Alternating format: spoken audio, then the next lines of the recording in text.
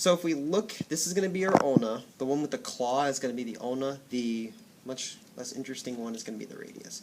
Okay, so if we look at the top of the claw right here, if we think of it like a monster, like about to eat something, that's how I always thought of it.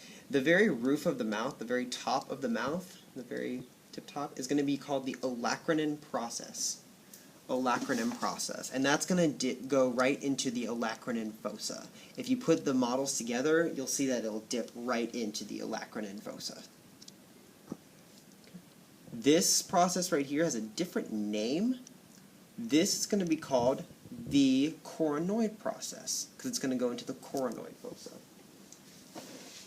Coronoid process. Okay. If we look here, the whole kind of term for the very inside of this is going to be the trochlear notch. Trochlear notch. And the reason for that is because it's going to articulate with the trochlea. It's going to wrap around the trochlea. So just this whole thing is really going to be called the trochlear notch. If we take this apart for a second, this area right here is going to articulate with the radius. It's going to be the proximal radio-ulnar joint. This is going to be the radial groove. Radial notch, I'm sorry. Radial notch. Maybe we should do that again. So this is going to be the radial notch. Okay, that's where it's going to articulate with the radius. Okay, so coronoid versus olecranon. Okay, very key things to know. Past that, there really isn't too much to the ulna. That we have our obvious body. If we look here where the radius is going to attach, this border right here, it's kind of sharp, you can see it. This is where the interosseous membrane is going to attach. This is called the interosseous border, this whole area. And it's going to make sense, it's between two bones, interosseous. But this is the interosseous border of the ulna, and this is the interosseous border of the radius, which we'll get to. So interosseous border. Okay. The head of the ulna is actually down here. You can kind of see the head, just a general term for this, and then the styloid process is the pointy part, kind of like a stylus. Styloid process. Okay, so if we look carefully at this ulna, this is the proper anatomical position for the ulna. This is anteriorly facing. Okay, the claw is going to be facing you. That's going to be anterior. If we look at the styloid processes of the ulna and the radius, okay, this is the one for the radius, this is the one for the ulna. A lot of people mix them up and get them confused, myself included. The ulna styloid process has to be facing very medially toward your pinky, and the radial styloid process has to be facing very laterally. So anything like mixed up between them isn't going to fit. So if you look here, how it articulates almost perfectly here, that's going to be very key, and it almost fits in perfectly like a puzzle. Couple of more things to go over. We have our ulnar tuberosity on the ulna.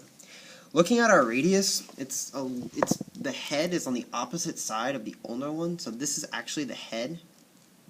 Okay. The head of the radius. Okay. This is going to be the radial tuberosity. Radial tuberosity, this big old bump. Okay. Radial tuberosity. If we look closely at the head, flip it over a little bit, we have on the very top, this hole right here, this is going to be the fovea for the head of the radius. Fovea. Okay. Past that, we mentioned before that this is going to be the interosseous border of the radius because it's going to be facing the ulna. If we look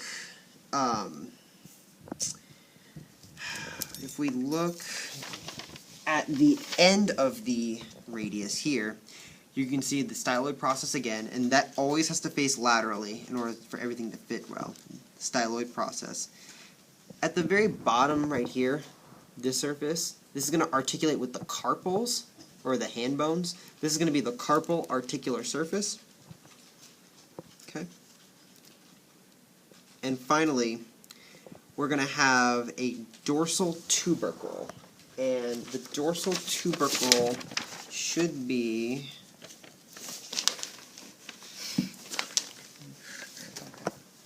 The dorsal tubercle should be...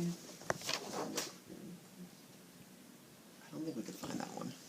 The structure that we have to go over in the radius is this. This is going to be the dorsal tubercle of the radius. Okay, so your hand muscle, or hand bones, I'm sorry, those have a very dirty mnemonic. It goes some lovers try positions that they cannot handle. Some lovers try, bone right here, positions that they cannot handle. Okay? Now, the good landmarks that I always try to remember are this is the pisiform bone and this is the hook of the hamate. They're on the same side. Okay? That always helps me. But in order, the bones go scaphoid, lunate, triquetrum, this bottom bone right here, pisiform, trapezium, trapezoid, capitate, hamate. Okay, and this is the hook of the hamate. You do have two structures to know. Other than that, you have the tubercle of the trapezium bone and the tubercle of the scaphoid. Two little bumps. They're very near each other. Okay. Finally, we have our metacarpals here, and you order them from big thumb, or from the big finger, the thumb. 1, 2, 3, 4, 5. Okay. The thumb has a proximal and a distal phalange, but every other finger has proximal, intermediate, and distal phalanges. And they go 1, 2, 3, 4,